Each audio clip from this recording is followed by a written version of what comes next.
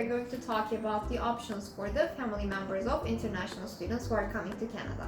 Family members refer to international students' spouses, their common law partners, and their children under 18 years old. So, who can get a work permit as a spouse or common law partner of an international student? So in order for your spouse or common law partner to be able to get a work permit, first of all, you need to be holding a valid study permit.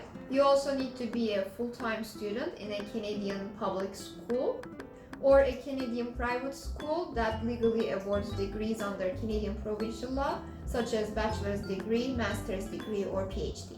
So how long this work permit is going to be valid for? Your spouse or common law partner's work permit will be valid for the same length as the international student's study permit.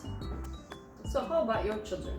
So your children under 18 years old are going to be able to take advantage of the free education in Canadian public schools.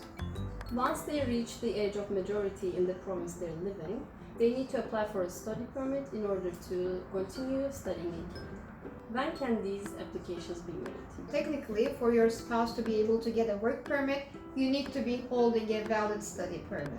This means you need to apply for your study permit, and once you have your study permit, then your spouse can make an application for a work permit.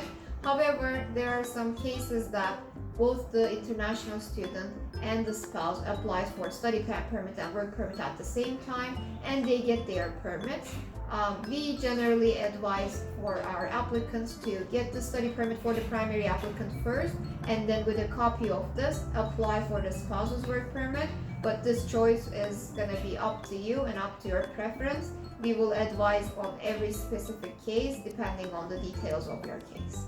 The other option would be your spouse coming along with you on a visitor visa. So you can come with your student visa holding a valid study permit, and your spouse can come with you with a visitor visa. And once you start your school, you can get a proof of your education, a letter stating that you are actually enrolled in your full-time program. And with a copy of that, you can change your spouse's status from visitor to worker.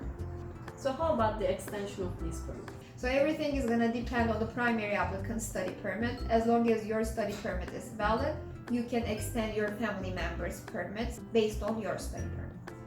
This week we quickly summarized the options for international students' family members. If you want to discuss about your specific scenario, feel free to reach out to us by email, or you can fill out our free assessment form on our website www.roottocanada.com. See you in our next video.